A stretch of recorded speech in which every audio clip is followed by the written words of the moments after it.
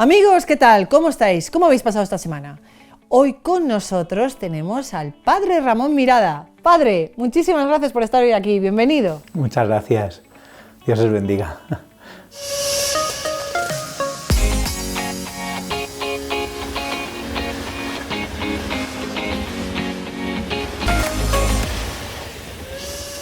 Padre, ¿puede presentarse un poco, decir de dónde es, cómo era su familia, cómo fue su infancia? Pues yo me llamo Ramón Mirada, soy sacerdote de la diócesis de Getafe, llevo 14 años de sacerdote, 15 de diácono, me ordené en el 2010 de diácono, en el 2011 de sacerdote y soy el segundo de 4 hermanos. Soy de un pueblecito de aquí de mi diócesis, de Boadilla del Monte, aunque ahora mis padres viven en San Lorenzo Escorial.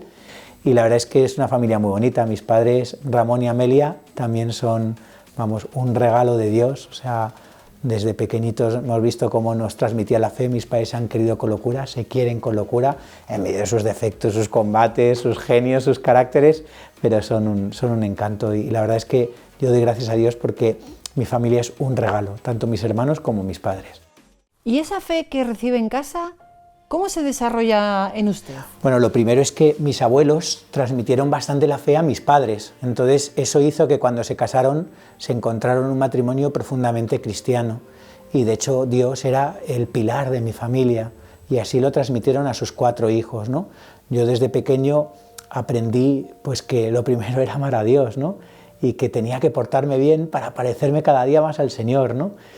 No por un moralismo, por una tontería de esas, ¿no? Sino por amar más, porque la vida está para amar, y el que no ama, pues está perdiendo absolutamente el tiempo, ¿no? Y entonces mis padres me enseñaban a eso, a amarnos entre nosotros y a amar a mis semejantes, a mis compañeros de clase.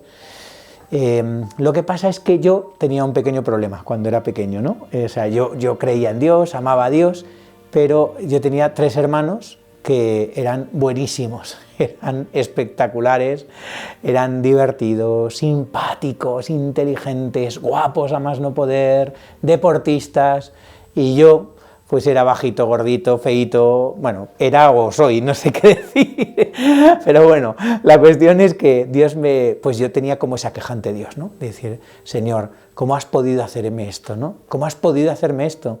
Y así me veía yo, ¿no? Me veía como un pequeño residuo que decía, Señor, conmigo no lo has hecho bien, ¿no? Yo soy tímido, se me dan mal los estudios, no soy deportista, ¿por qué yo desde pequeño he anhelado tener un amigo y no lo tengo, ¿no? Porque no tengo lo que yo deseo. Entonces eso hizo tambalear mi fe. Yo era todavía muy pequeño. ¿Y cómo se desarrolla ese problema en la adolescencia? Bueno, antes de la adolescencia, por terminar un poco el tema de la infancia, el final de mi infancia fue un poco difícil, ¿no? ¿Por qué?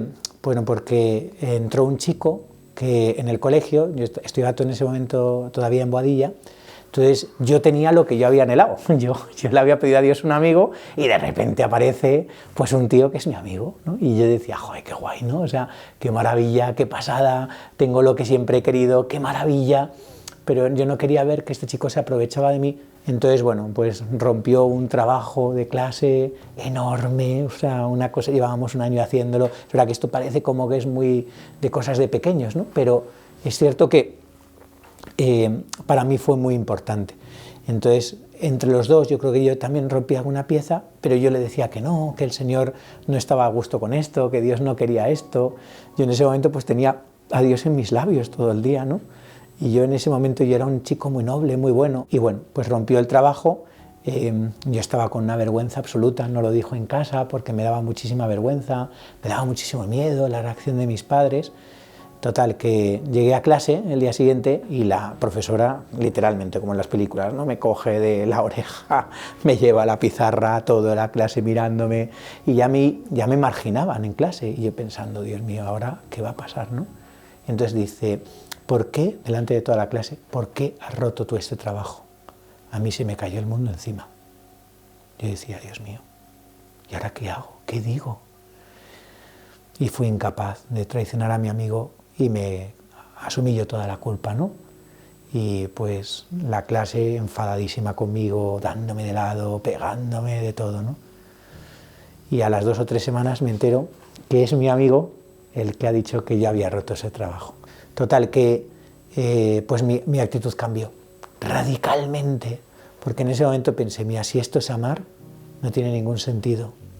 Ya no tenía ningún atractivo Dios, ya no tenía atractivo, porque Dios me había fallado en lo que yo más quería, que era una amistad. Y Dios no podía existir un Dios que me quisiera. Si había permitido a un tío como yo, pues que se supone que me portaba bien, que tal, que no sé qué, pues tener un amigo así. Entonces dejé de creer en el amor, dejé de creer en el amor de Dios, dejé de creer en todo, ¿no? Y me di cuenta de que te iba bien si eras un macarra, te iba bien si vivías para ti mismo, si vivías constantemente pensando en ti mismo. Y entonces decidí pensar solo en mí mismo, decidí vivir la vida así, pensando únicamente en mí. Y claro, eso pues me hizo entrar en la adolescencia, que era la pregunta que ahora me hacías, ¿no? Me hizo entrar de la manera más violenta. ¿Por qué? En ese momento pues yo tendría pues 11, 12, 13 años, empezaba a tener, y entonces en ese momento en España, en Madrid, donde yo soy, pues empezaba a ver todo el tema de las tribus urbanas, ¿no? Yo creo que es la época en la que más clasistas éramos, ¿no? Nos dividíamos muchísimo, tú no podías ir con otro tipo de gente que no escuchara tu música, que no vistiera de tu manera, era como todo así, ¿no? Como un clasismo muy grande. Y yo en ese momento pues veía que los guays eran los que iban con monopatín, los que pintaban grafitis, los que escuchaban hip hop y rap y tal, y yo pues por no quedarme solo, en todo en medio de mi violencia, de mi adolescencia, pues empecé a entrar en ese grupo. Y eso me hizo cada vez aterrizar más en mi odio, en mi ira, en todas estas cosas, ¿no? Y cada vez me pegábamos con los alumnos. Es verdad que tenía a mi alrededor un montón de gente que me adulaba, un montón de gente que me respetaba, un montón de gente para la que yo era importante, pero en el fondo era todo absolutamente falso. O sea, todo el mundo nos poníamos un disfraz, ¿no? Lo primero que hacíamos después de levantarnos, antes que lavarnos los dientes, era ponernos el disfraz, ¿no? El disfraz de lo que yo quería ser, ¿no? Para aparentar. Y por eso nuestra forma de vestir era un disfraz. Era un disfraz para que la gente nos aceptara, ¿no? Para yo poder aceptar a los demás. Por eso, insisto, digo que era un clasismo absoluto. Y ahora me doy cuenta, ¿no? De lo engañado que estaba y de la importancia que le daba yo a tonterías, ¿no? A la forma de vestir, a la forma de escuchar música, a todo ese tipo de cosas, ¿no? O sea, no me bastaba la persona en sí, su corazón. Lo atractivo en una persona, lo verdaderamente importante en una persona es su corazón. Te da exactamente igual su color de piel, su procedencia y, por supuesto, su forma de vestir. ¿Qué más da, no?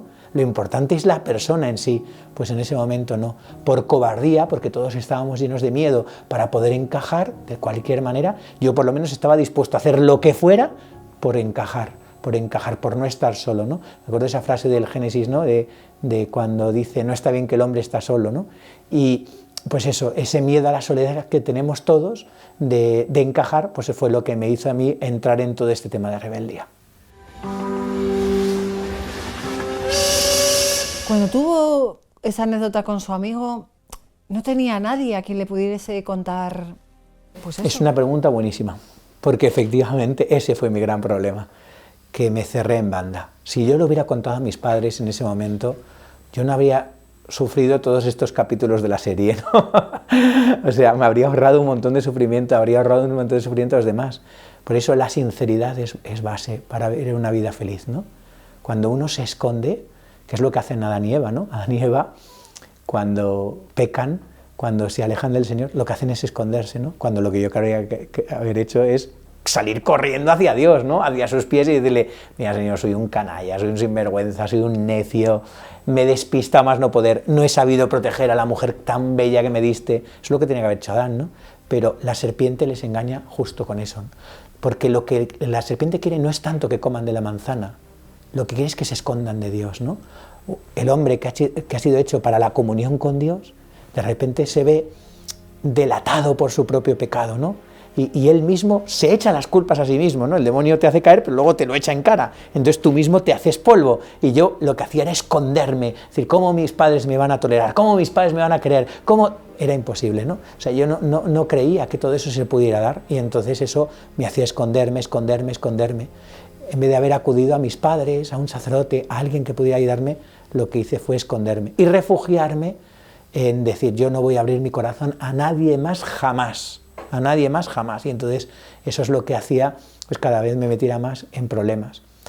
mis padres, preocupados por esta actitud, porque mis padres rezaban lo que no estaba escrito. O sea, mi madre nunca jamás perdió la esperanza. Ahí hay un punto precioso, ¿no? Y es que mi madre, cuanto más me veía caer en este tipo de cosas, menos perdía la esperanza. Entonces mi madre, pues viendo esto, dijo, pues vamos a cambiarles a un colegio religioso, un colegio donde puedan encontrar el amor de Dios. Pero claro, ya me cambian al colegio, yo estaba en segundo de eso, tenía 12, 13 años, era un crío, pero yo ya me creía todo y decía, a mí me cambian a un colegio de religioso, vamos, encima de pijos, encima de no sé qué, yo pensando, esto no es para mí, esto es horrible, pues yo clasista perdido, ¿no? Y bueno, pues yo ahí duré 3 meses exactos. Entonces, ¿qué pasó en esos 3 meses? Bueno, lo primero es que me empecé a pegar con todo el mundo, empecé a pintar grafitis, me expulsaban de las clases, hacía un poco de todo, ¿no? Pero hubo 2 cosas como muy gordas que fueron determinantes para que a mí me expulsaran del colegio. La primera es que, pues por rabia, por dolor, por todo, yo cogí un bidón de gasolina y empecé a quemar una parte del colegio. O sea, horrible, horrible, horrible. Tuvieron que ver los bomberos, los profesores no sabían que era yo, pero lo intuían, porque claro, yo tenía problemas día sí, día también. Y la segunda cosa fue un chaval que yo tenía en el colegio, que este chaval, luego os contaré al final porque fue un milagro, ¿no?, lo que pasó con este chico, pero este chico pues decidió quererme, o sea, todo el mundo me daba de lado, me tenía hasta miedo, pero este chico, como amaba a Jesús, decidió quererme, ¿no?, y decidió apostar por mí, tener confianza conmigo, y un día llega a clase y me dice que ha ahorrado un montón de dinero, y que por primera vez puede comprarle algo en Navidad a sus padres, ¿no? Esta era la ilusión de ese chico, poder comprarle algo a sus padres. Yo vi toda esa cantidad de dinero y se la robé a mis padres, una cantidad de dinero enorme. Y gracias a Dios me pillaron. En ese momento, pues mi preceptor, el sacerdote del colegio, el director, mi tutor, varios se reunieron conmigo y me metieron en despacho, me preguntaron qué me pasaba, qué había hecho, etcétera, ¿no? La cuestión es que en ese momento yo les empiezo a contar mentiras, tonterías, que si estaba poseído por el diablo y no sé qué, tonterías que decía, pero este chico lo que necesita es madurar, ¿no? Y bueno, me dijeron, mira, tu único castigo es que se lo cuentes a tus padres este fin de semana, tranquilo, todo el fin de semana, tienes viernes, sábado y domingo, el día que tú quieras, tranquilo, pero el lunes tienes que habérselo contado. Yo pensé, fenomenal, ni estudios forzados ni nada, pues yo se lo cuento a mis padres, yo soy más chulo que un 8, este fin de semana se lo cuento. Y claro, mi madre, cuando bajábamos del autobús, pues nos recibía siempre a besos y abrazos, ¿no? De estos casi que te ahogan del abrazo, ¿no? Con un cariño, y yo pensando, ¿cómo le voy a partir yo el corazón a mi madre? Y decirle lo que he hecho en el colegio. Y fui incapaz. Otra vez más, la falta de sinceridad, la mentira, el esconderme, volvió a aparecer en mi vida. El demonio siempre ha conseguido lo mismo, que me esconda. La falta de transparencia. Y eso pues hizo que ese fin de semana no se lo contara. El lunes llego a clase y me preguntan si lo he hecho, y por supuesto dije que sí, que lo había hecho, mentira. Llamaron a mi casa, se dieron cuenta de que no lo había hecho y decidieron pues llamar a mis padres. Y mi madre ese día me recibió a besos y abrazos, pero esta vez con lágrimas en los ojos. Me dijo 3 cosas: que me quería, que me perdonaba, y la tercera, que fue la más gorda, que me pedía ya perdón. Yo había hecho una picia tremenda, sin embargo la que me pedía perdón era ella. Me decía, tenía que haber rezado más por ti, tenía que haber estado más a tu lado, tenía que haber sabido aconsejarte. Así han sido mis padres. En vez de echarme las culpas y echarme a los leones, lo que hacía eran más bien todo lo contrario, ¿no? Despertar, intentar despertar a través de la misericordia, como el padre de la parábola del hijo pródigo, despertar a través del cariño gratuito, de la misericordia infinita, despertar en mí el amor. Pero mi corazón estaba muy duro, muy duro, muy duro. Tuvimos que ir al colegio, me dijeron que no podía seguir allí, que no era bueno para mí y que yo tenía que ir a Sigüenza, a la provincia de Guadalajara, a un internado. Todas esas decisiones de no volver a amar a nadie, de hacer gamberradas, de hacer que su madre le pida perdón, ¿no le remueven nada por dentro? Es buenísima pregunta. Pues mira, lo que justo producía en mi interior era cada vez más rabia. Porque una persona que se mira a sí mismo, pues lo que hace es enrabiarse cada vez más. para poder desenredarse hace falta mirar hacia los demás. Y yo en ese momento solo quería mirarme a mí. Mi estación preferida del Vía Crucis es la octava. Y es verdad que es preciosa la de la Virgen, o es preciosa la de la Verónica, ¿no? Todas me gustan. La verdad es que soy incapaz de prescindir de ninguna de las 14. Pero en la que más veo el corazón de Jesús es la octava. Porque en la octava me parece impresionante, ¿no? Están las mujeres de Jerusalén llorando, sufriendo, y de repente aparece Jesús. Pero claro, en ese momento Jesús está en ayunas. Le han traicionado a todos sus amigos, le han dejado todos tirado, lleva ya la corona de espinas, le han hecho la flagelación, se ha caído ya, si no me equivoco, por segunda vez de la cruz, perdón, se le ha caído la cruz encima, le han tirado piedras, le han escupido, todo eso, y sin embargo ve a alguien sufrir y se le olvida su sufrimiento, se pone a consolar. Digo, pero Jesús, ¿cómo puede ser así? ¿Cómo puede ser así? ¿Cómo puedes estar tan descentrado de ti mismo y tan centrado en nosotros? Pues yo era justo la imagen contraria. Una persona que solo sabe relamerse sus heridas, mirarse, que era incapaz, tenía el corazón tan duro, que era incapaz de mirar todo lo que Dios estaba obrando en mí, todas las oportunidades que Dios me estaba dando. Era incapaz. Y esto hizo pues que cada vez el egoísmo fuera mayor. Llegó a Sigüenza, yo como buen madrileño no había visto la nieve en mi vida, y de repente un montón de nieve, unas estalactitas de hielo en las ventanas. Yo iba con 2 pantalones, con 2 calcetines, con 2 sudaderas, con 2 abrigos, con unas botas, porque hacía frío hasta con todo eso, ¿no? Y claro, llego y el internado estaba gobernado por sacerdotes súper santos. Yo creo que los sacerdotes más santos que he conocido en mi vida. Pero allí acabábamos lo peorcito de España.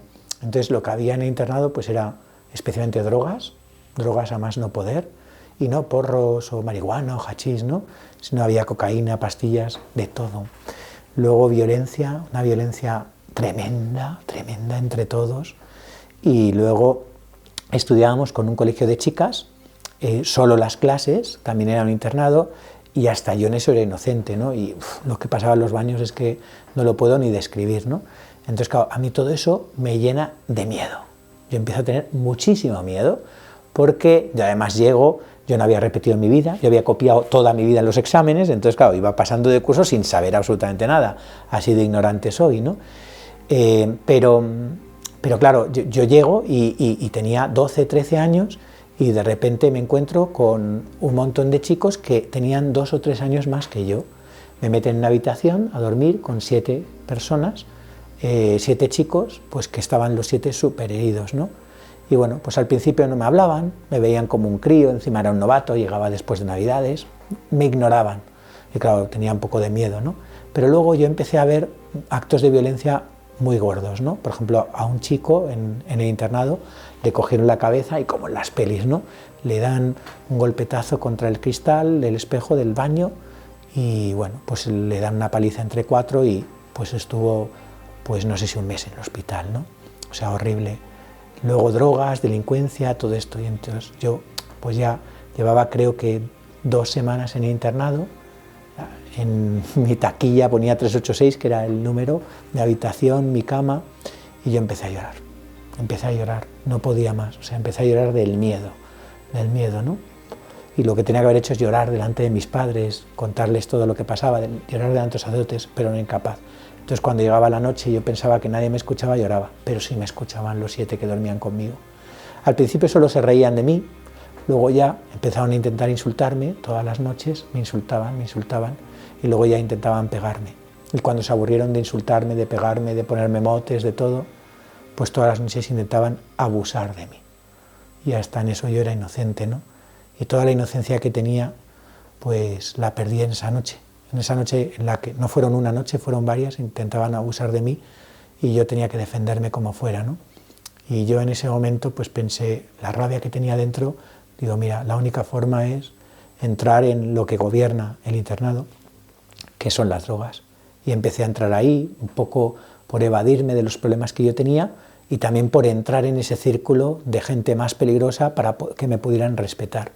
Pero cometí el error más grande del mundo, ¿no?, que es meterte en el mundo de las drogas, especialmente un crío de 13 años, ¿no? Al principio solo tonteas con marihuana, con porros, con cosas, pero te vas metiendo en una rueda que va cuesta hacia abajo Y claro, vas ganando dinero, vas ganando amistades, todo por supuesto de una falsedad absoluta, pero vas metido en un mundo cada vez más peligroso y cada vez estaba más encerrado en mí mismo. Padre Ramón, ¿cómo salió de ahí? ¿Cómo siente usted que toca fondo y cómo consigue salir de todo eso? Pues hubo dos sucesos que sucedieron, ¿no?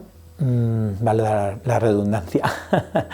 El primer suceso fue que cuando yo estaba en tercero ESO nosotros cogíamos un tren, en los que éramos madrileños, en Chamartín, íbamos hasta Sigüenza. Y entonces yo lo pinté lleno de grafitis, entero. Me pilló la Renfe, me metió, no sé si una hora en el calabozo, yo me estaba muerto de miedo, vino el director, me sacó, y bueno, al final no hubo más repercusión, pero llamamos a mis padres. En ese momento todavía no existían los teléfonos móviles, eran los teléfonos estos de línea, mi madre coge el teléfono de la cocina, mi padre el del salón, y bueno, yo les cuento todo. El viernes vienen a clase, y yo pensando que me iban a pegar un tortazo de aupa, ¿no? Y no, salieron como locos del coche, mi padre y mi madre, a ponerse a mis rodillas, a pedirme perdón, a quererme, mi padre y mi madre, los dos, como había pasado el año anterior, del colegio del que me habían echado, otra vez me pasó lo mismo. En cuarto me dieron una oportunidad, los profesores me dijeron que quería que hablara con el Señor, que tal, pero yo tenía el corazón muy cerrado.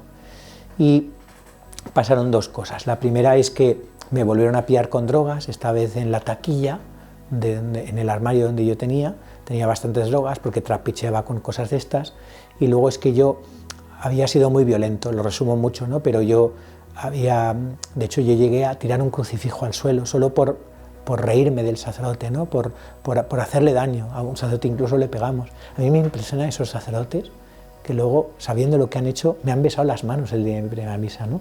A mí me impresiona la Iglesia.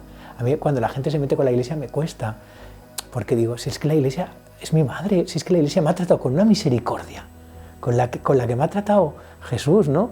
Si es que yo entiendo que la Iglesia deje mucho que desear, entre otras cosas estoy yo de sacerdote, o sea, ¿cómo no va a dejar de que desear? O sea, y yo a veces incluso, ¿no? Yo querría amar más a la Iglesia y a veces a mí se me va la pinza, ¿no? Y digo, joder, tengo que amar más a la Iglesia, tengo que amarla más, ¿no?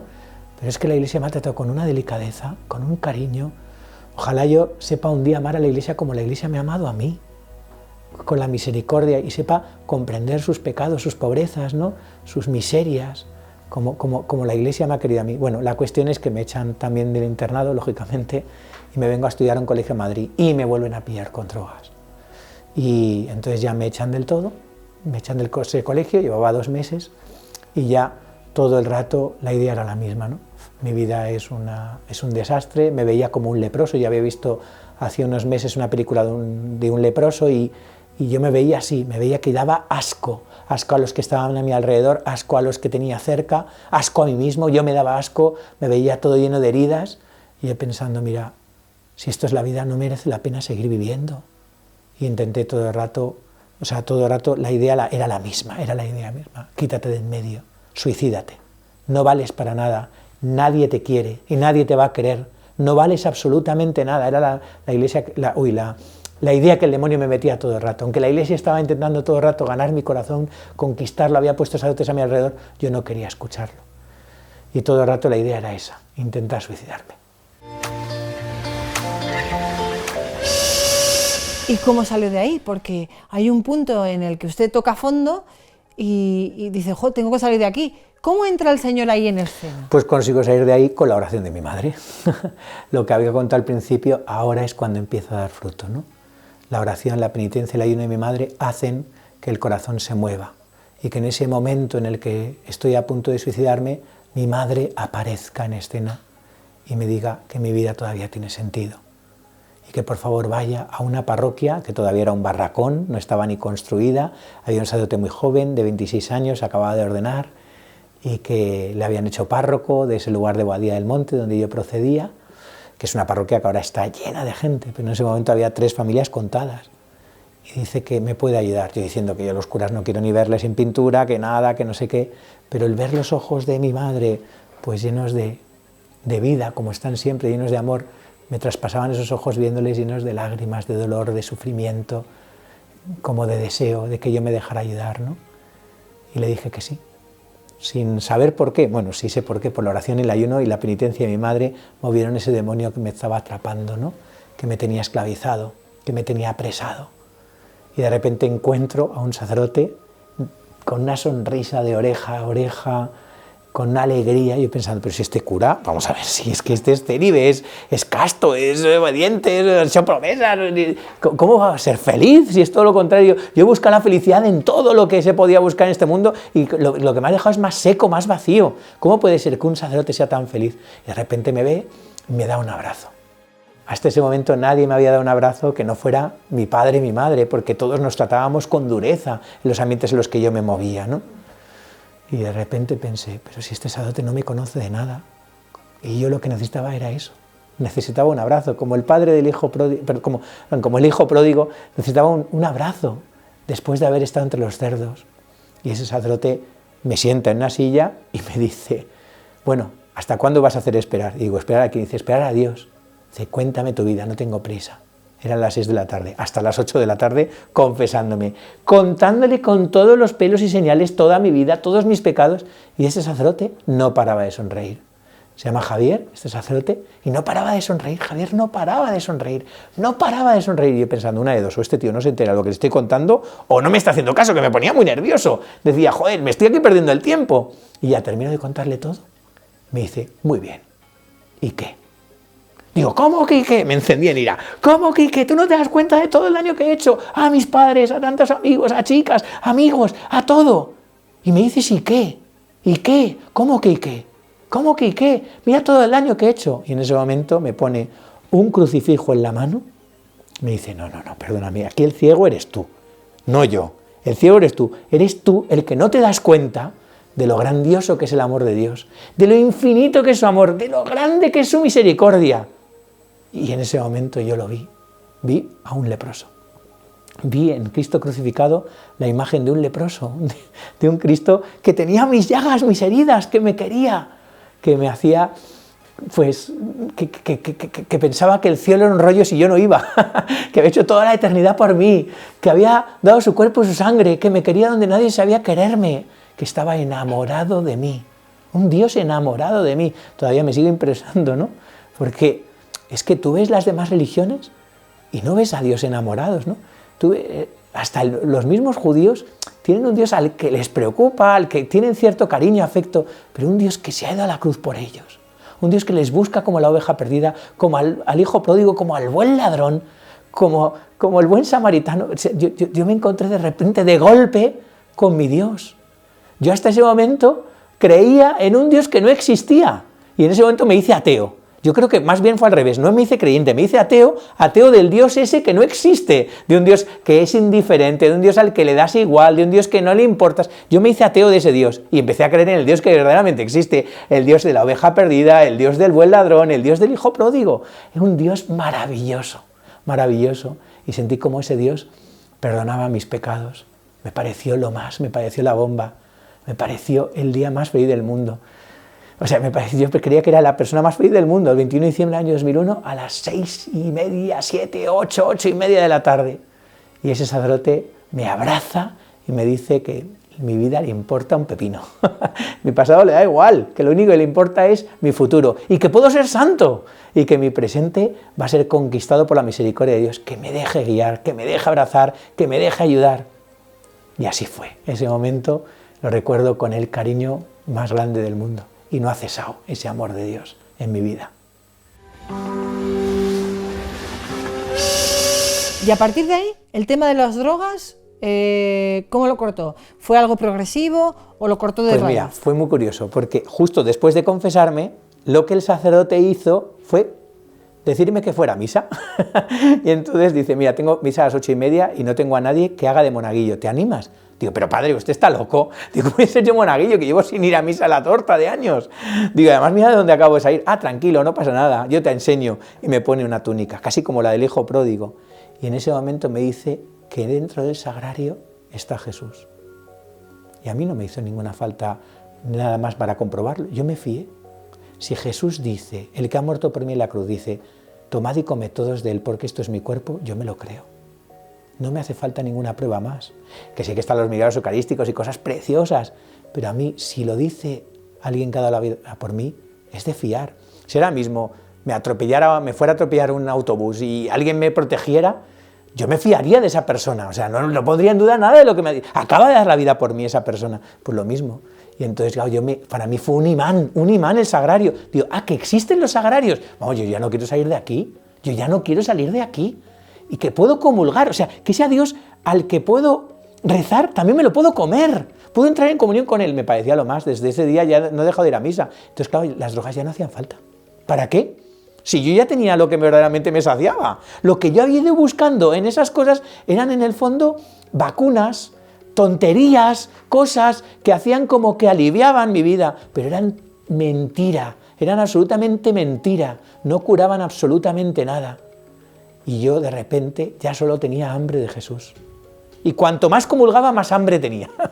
Más hambre tenía, más sed tenía. Cada vez mi vida era como ya, mi día se determinaba a qué hora voy a ir a misa. Y mira, me importaba un bledo, ¿no? Hace poco discutíamos varios sacerdotes de si es mejor tener la misa por la mañana o por la tarde, y yo entiendo pues que habrá de todas opiniones, pero a mí es que el día se me hace muy largo si la misa no es por la mañana, es que se me hace larguísimo, yo necesito levantarme y comulgar, o sea, porque es que me muero de ganas todo el rato, ¿no? Una vez un monaguillo me dijo, ¿pero qué prisas tienes por salir? Digo, es que llevo todo el día esperando este momento. Tío, entiéndelo. Dice, ¿pero qué más da que salgamos 71? Que no, tenemos que salir el 29, porque es que se me hace largo el reloj, o sea, es que necesito el cielo ya, o sea, me muero, y por eso yo ya no podía, no entendía la vida sin la Eucaristía, y todas esas cosas pasaron a segundo plano, ya no necesitaba nada de eso, y ya mi vida era preciosa. Dejé mis amistades, porque en ese momento sabía que no podía seguir con ellas, porque eran peligrosas, me podían atrapar, y mis amistades eran pues la iglesia, los sacerdotes, la gente que estaba en la parroquia, los feligreses, mi parroquia, mis padres con una locura de amor, de contentos, de chiflados, de felices, de tener pues a su hijo otra vez más en la iglesia, ¿no? Y de ver mi madre el fruto de sus oraciones, sus sacrificios y sus penitencias. ¿Puede contarnos un poquito cómo es el llamado? ¿Cómo es el llamado a ser sacerdote? Pues 6 meses después de lo que me había pasado en ese confesionario, yo estaba rezando con el Evangelio de San Lucas, el capítulo 5, y de repente veo que Jesús se sube a la barca de Pedro, como si se había subido a mi barca, ¿no? Le dice, empieza a predicar y dice, venga, echa las redes. Digo, pero tú estás de broma, Señor, ¿cómo voy a echar yo las redes? Pero que no se puede pescar, que no. Yo no me terminaba de fiar de él, ¿no? Y me dice, tranquilo, echa las redes. Y de repente veo la pesca milagrosa, ¿no? Y yo me siento como San Pedro. En ese momento me pongo de rodillas y le digo, apártate de mí que soy un pecador. Y Jesús dice, no temas, desde ahora serás pescador de hombres. Y yo me vuelvo loco de contento. Diciendo, pero Jesús, con estas manos con las que tantas veces te he traicionado, me pides a mí que celebre la misa, pero ¿quién va a querer estar? Es que estás loco, ¿cómo vas a pedir a mí que yo te entregue mi vida? ¿Cómo vas a querer mi vida para hacerte feliz? ¿Cómo puede ser eso, no? Y a mí me parecía lo más. Y le dije que sí, entré en el seminario, fueron años preciosos descubriendo al Señor, fueron años preciosos, tenía un sagrario, yo vivía al lado de un sagrario, me parecía lo más, o sea, en mi casa había un sagrario, yo no tenía ni que ir a la iglesia, tenía un sagrario en el seminario, y luego todo el seminario me pareció como brutal, ¿no? Descubrir quién era Jesús cada vez más, cada vez enamorarme más, hasta que un 12 de octubre pues me ordené de sacerdote, y hasta hoy, hace 15 años de diaconado, 14 del sacerdocio, 15 que le pertenezco, y celebrar la misa, ¿no? Celebrar la misa ha sido el gran regalo, la estrella polar de mi sacerdocio. O sea, es que solo por una misa yo habría hecho que sí, es que todo, me habría dejado quemar vivo, ¿no? Me acuerdo de un sacerdote, esto lo he contado en numerosas ocasiones, pero es que me encantó, un sacerdote muy mayor que tenía un sobrino muy pequeño que le decía, pero tío, ¿tú no te das cuenta de que tu vida es un desastre? O sea, tu vida es o sea, piénsalo bien, o sea, tienes una vida en la que nunca haces tu voluntad, nunca haces lo que te da la gana, nunca haces lo que te gusta, dice, y encima todo, siempre obedeciendo a otro, dice, y todo por un sueldo de pacotilla, ¿no? Un sueldo mínimo, o sea, casi te pagan nada por hacer todo esto, ¿no? Y entonces el sacerdote le contestó, dice, no lo has entendido, yo pagaría por ser sacerdote, y me pagan todos los meses.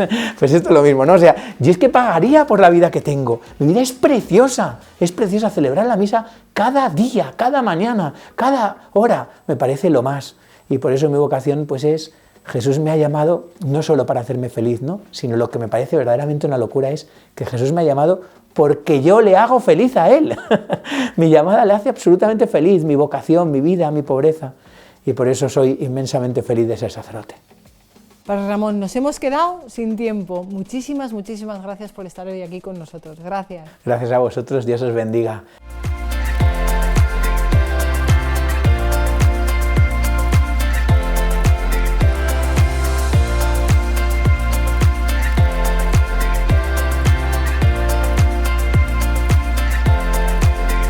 A veces no encontramos la salida y estamos tan metidos en el fondo de un pozo negro lleno de fango que creemos que, bueno, inclusive estamos cómodos en ese pozo negro y nos cuesta más salir a la superficie porque lo que hay fuera no sabemos enfrentarlo y nos quedamos ahí. Pero el Señor nos saca siempre de ese pozo. Ahora que también tenemos que querer, porque milagros pues existen, sí, pero tenemos que poner muchísimo de nuestra parte. Así que ya veis, es una vida muy dura la que ha pasado el Padre, pero ahí está, y está siendo siervo del Señor y siendo hijo de nuestra Madre. De verdad, es una oportunidad para todos nosotros. No la dejéis escapar. Haceros con el Señor. Gracias, gracias.